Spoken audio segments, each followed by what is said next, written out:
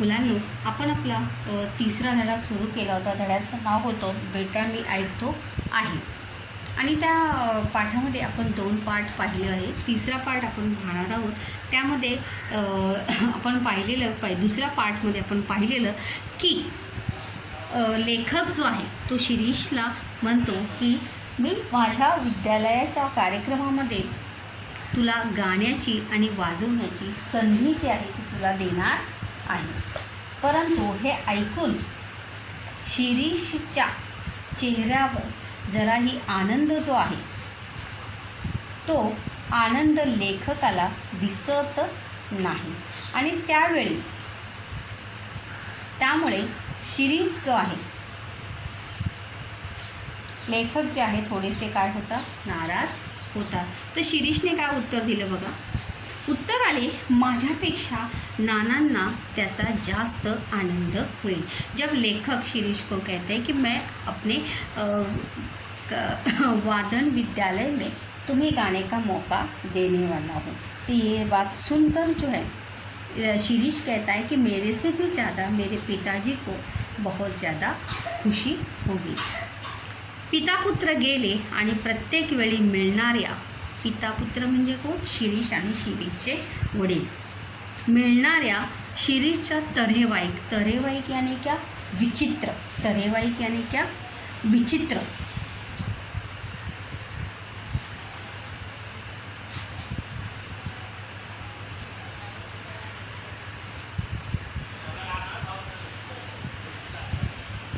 उत्तराशी आश्चर्य करीत मी बसलो. और लेकिन हर बार जो है शिरीष के जवाब से जो है लेखक हमेशा क्या होते थे, चौंक जाते थे. प्रत्येक वेळी तो नानांचे नाव का घेतो व नाना रोज त्याच्याबरोबर येतात याचे रहस्य काय असावे, या प्रश्नाचे उत्तर मला सापडेना. लेखक के मन में बहुत सारे सवाल थे कि एक तो कि वो हर बार नाना यानी अपने पिताजी का नाम क्यों लेता है, वो उसके पिताजी भी रोज़ उसके साथ क्यों आते हैं, इस बात के पीछे क्या राज है, क्या रहस्य है, ये इसका उत्तर जो है वो लेखक को मिल नहीं रहा था. याशिवाय आणखीन एक शंका माझ्या मनात वरचेवर येत असे. और इसके साथ साथ लेखक के मन में और एक शंका, एक शक जो हाँ हमेशा बार बार लेखक के मन में आता था, वो कौन सा था देखिए. ती म्हणजे नाना जवळ असताना शिरीष मोकळ्या मनाने व्हायोलिन वाजवत नसावा. ही प्रश्न पण आहे की लेखकाच्या मनात कोणती शंका येत असे, कोणती शंका येत असे की जेव्हा नाना जवळ असत, नाना म्हणजे कोण, शिरीषचे वडील, जब उसके पास में होते थे तो शिरीष जो है दिल खोलकर म्हणजे मनापासून बिना डरे जो है वायलिन जो है बजाता नहीं होगा, ऐसा संदेह, ऐसा शक जो है वो लेखक को आता था. दूसरे दिवशी शिरीष आला नहीं और उसके बाद ये सब बातें होने के बाद जो है दूसरा दिन जो है वो शिरीष आता ही नहीं. त्याचा हा पहिला खाडा म्हणजे काय, अब्सेंटी.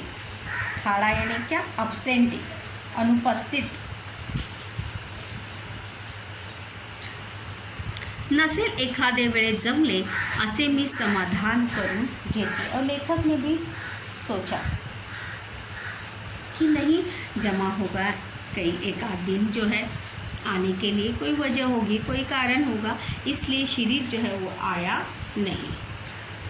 और ऐसे सोच कर वो मनी मन अपने आप को ही समझाते हैं कि चलो छोड़ो, कोई काम होगा, त्यामुळे शिरीष आला नाही. पण त्याच्या दुसऱ्या दिवशी सुद्धा शिरीष आला नहीं. उसके दूसरे दिन भी शिरीष जो है वो आया नहीं.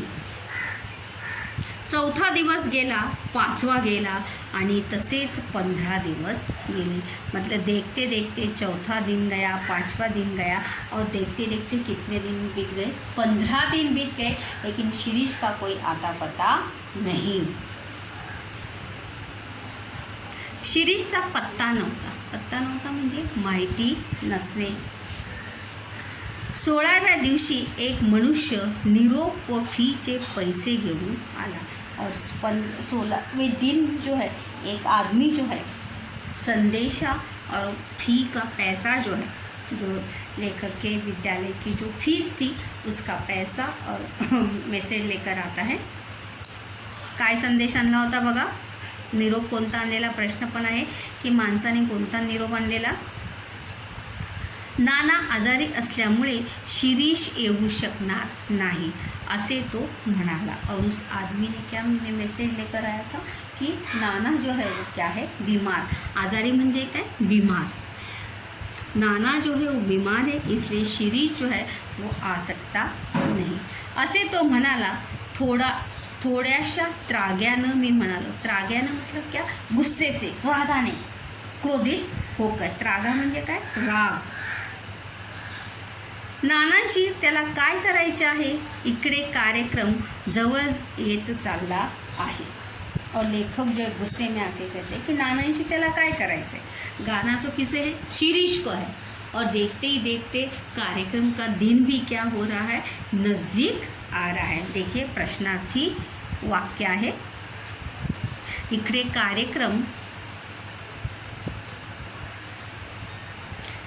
कार्यक्रम जवळ येत चालला है। त्याचे काय मतलब? यहाँ पर कार्यक्रम का दिन भी क्या हो रहा है?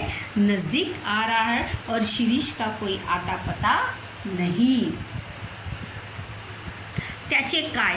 शिरीष आला नाही त्याची वाट पाहून मी त्याचा कार्यक्रम रद्द केला। और शिरीष जो है वो आया नहीं। ऐसे दिन बीत गए लेकिन शिरीष जो है वो आया नहीं। और इसलिए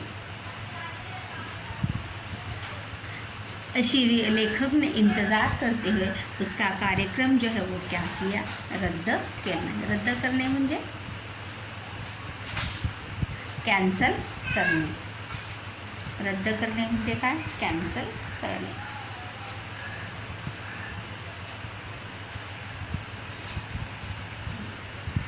त्याचे नाव पण काढायचे नाही। और उसका नाम भी मैं लूँगा नहीं उसका नाम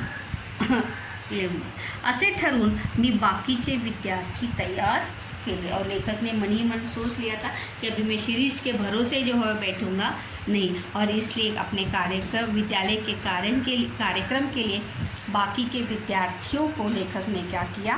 तैयार किया। किस बात के लिए तैयार किया था? गाने के लिए और बजाने के लिए।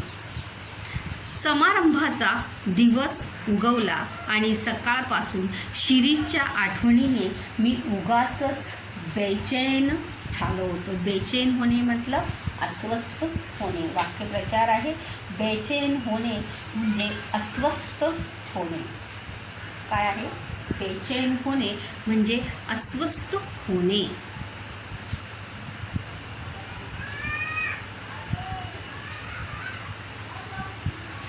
लेखक जो उगाचच मतलब क्या? बेवजह, पता नहीं क्यों लेखक जो है शिरीष की बहुत ज़्यादा याद जो है वो आ रही थी। और इसीलिए लेखक कह रहे थे कि उसकी याद से जो है मैं क्या हो रहा था? बेचैन हो रहा था। सकाळची इतर कामे आटोपून मी जरा स्वस्थ बसणे। स्वस्थ म्हणजे काय? आरामात बसणे, शांत बसणे। स्वस्थ बसतो न बसतो तोच दारात शिरीष उभा।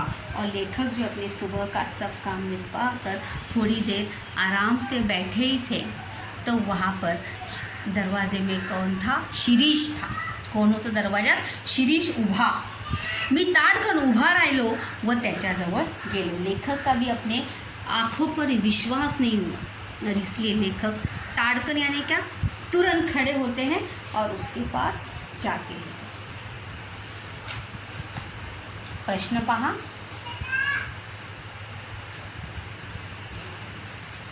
प्रश्न पण आहे या ठिकाणी की शिरीष आल्यानंतर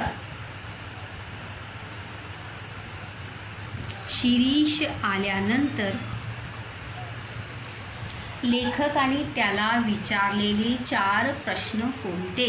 शिरीष आने के बाद लेखक ने उससे कौन से 4 सवाल पूछे? लेखक शिरीष आल्यानंतर लेखकाने त्याला कोणते 4 प्रश्न विचारले बघा. पहिला प्रश्न, अरे तुझा पत्ता तरी काय. पत्ता तरी काय मतलब कहाँ हो तुम, कहाँ रहते हो, तुम्हारा पता ठिकाणा कहाँ है. प्रश्नार्थी वाक्य आहे हे. दुसरं काय आहे, आणि आज एकटाच कसा काय, और आज तुम अकेले ही कैसे. नाना कसे नाहीत बरोबर. नाना यानी को तुम्हारे पिताजी कैसे नहीं है तुम्हारे साथ. इकडची दुनिया तिकडे होईल ना. इकडची दुनिया तिकडे होईल ना मतलब जैसे हम कहते हैं कि आज पता नहीं चांद कौन सी दिशा में उगा है, तो उसी को कहा जाता है इकडची दुनिया तिकडे होईल. मतलब ये कैसे संभव है कि तुम अपने पिताजी के बिना जो है यहाँ पर तुम आए हो. तो वहाँ पर लेखक ने शिरीष को ये 4 सवाल पूछे. 1 2 3 4.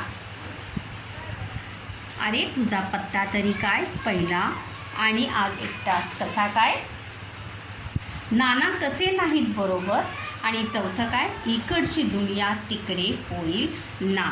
कोणतं वाक्य आहे हे, प्रश्नार्थी वाक्य आहे मुलांनो हे.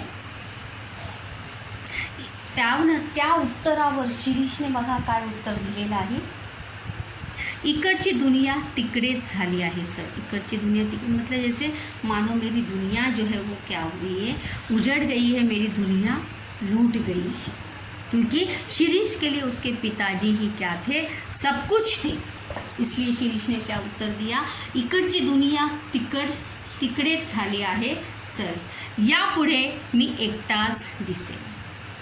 इसके मतलब आज के बाद जो है मैं आपको अकेला ही दिखूंगा, या अकेला ही आऊँगा. माझे नाना माझे नाना कायमचे गेले हो सर. बड़ा ही भावुक होकर शिरीष जवाब देता है कि मेरे पिताजी जो है हमेशा के लिए मुझे छोड़कर चले गए.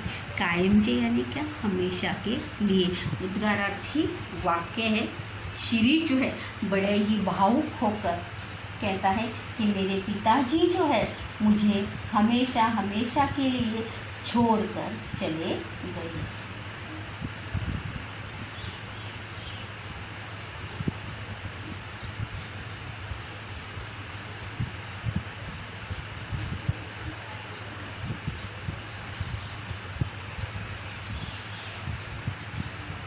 बऱ्याच सांत्वनानंतर, सांत्वन करणे यानी क्या, बहुत समझाने के बाद. सांत्वना करणे यानी क्या, समझाना. काय आहे, समझाना. बऱ्याच सांत्वनानंतर त्याने विचारले, आज आपल्या विद्यालयाचा कार्यक्रम ना. प्रश्नार्थी वाक्य आहे बघा. आज आपल्या विद्यालयाचा कार्यक्रम ना. बहुत समझाने के बाद, उसे शांत करने के बाद शिरीष खुद ही पूछता है कि आज हमारे विद्यालय का कार्यक्रम है ना. मी खिन्नपणे हो म्हणाल. खिन्न यानी क्या, दुखी होकर, नाराज होकर लेखक कहते कि हाँ.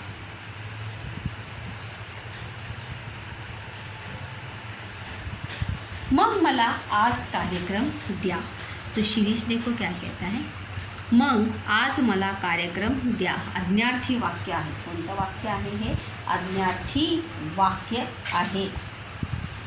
कार्यक्रमाच्या संदर्भात शिरीषने प्रकट केलेली इच्छा, हे त्याचं पहिलं उत्तर आहे.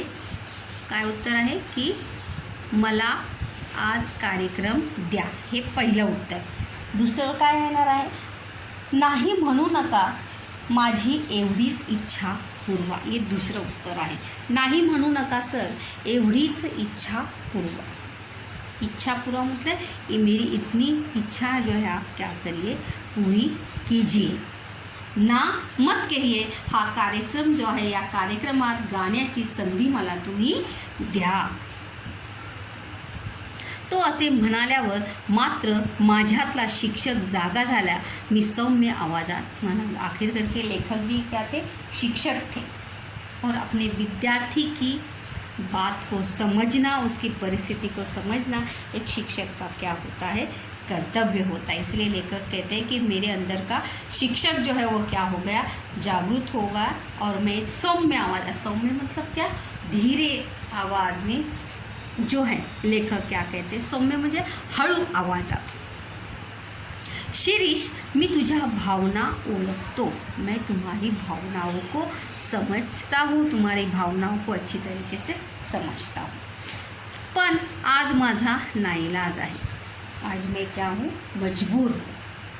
नाईलाज असणे मतलब मजबूर असणे, मजबुरी असणे। आजच्या या पहिल्या कार्यक्रमावरच आपल्या विद्यालयाची इभ्रत अवलंबून आहे। इभ्रत यानी क्या, इज्जत, इभ्रत यानी क्या, इज्जत, सम्मान। त्यातून तुझी 2 महिने गैरहजेरी लागलेली, तूच सांग मी तुला कार्यक्रम कसा काय देऊ। तभी वहाँ पर लेखक जो है शिरीष को कहते हैं कि इसी कार्यक्रम पर, मेरे आजच्या या पहिल्या कार्यक्रमावरच आपल्या विद्यालयाची इभ्रत जी आहे ती काय आहे, अवलंबून आहे।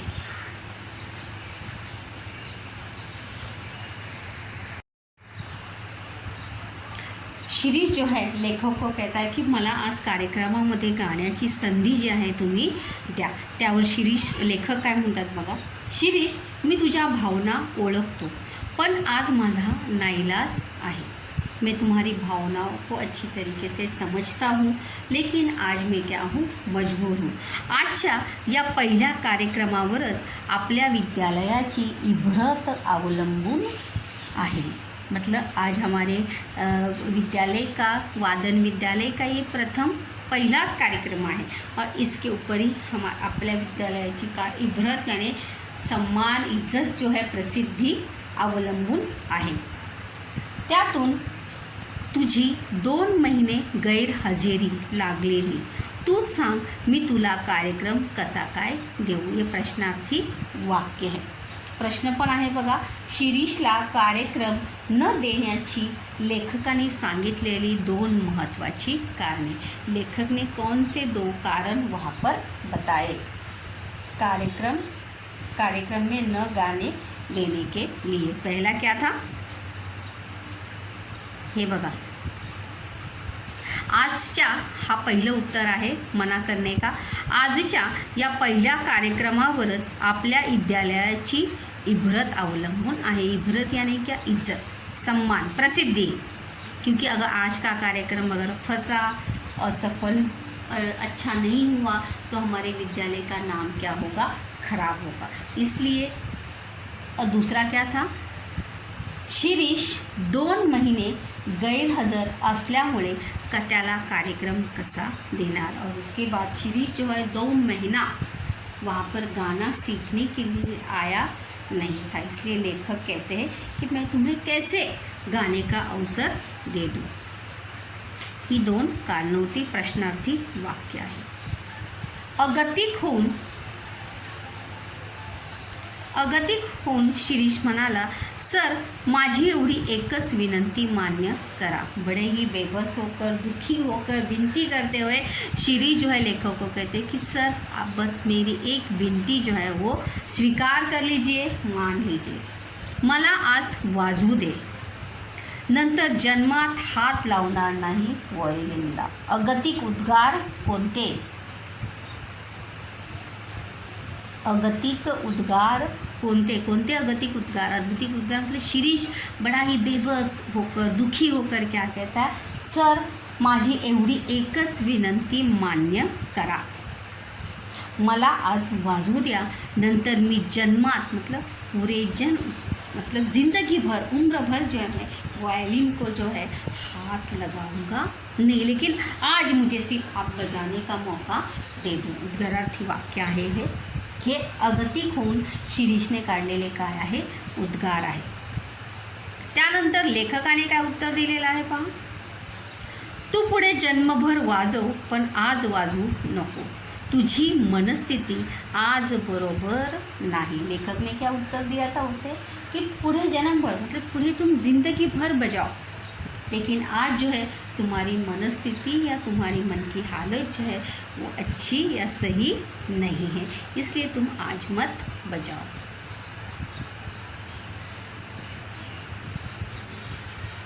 मला परवानगी दिली तर माझी मनस्थिति आपोआपच सुधारेल। इसके ऊपर शिरीष क्या कहते हैं कि अगर आप मुझे गाने का अवसर दोगे सर तो मेरी मनस्थिति या मेरी मन की हालत जो है जो क्या हो जाएगी, अपने आप ठीक हो जाएगी।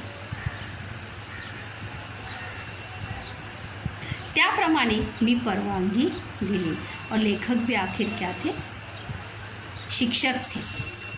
शेवटी त्याचे दुखित मन पुन्हा कशाला दुखवा। पहले से ही शिरीष अपने पिताजी के मृत्यु से क्या था, दुखी था। उनके जाने से वो क्या था, दुखी था। इसलिए लेखक ने सोचा इस पहले से ही दुखी बच्चे को और दुख देना सही नहीं है, अपन कशाला दुखवा, उसे और दुखी करना सही नहीं है। ऐसे सोचते हुए लेखक ने उसे गाणे की अनुमती जो है दे दी। मी त्याला परवानगी दिली, मात्र पहिलाच कार्यक्रम त्याचा ठेवावा असेच मी ठरवले। उसे गाने की अनुमति, बजाने की अनुमति दी और उसका पहला ही कार्यक्रम होगा ये बात भी मैंने तय कर ली।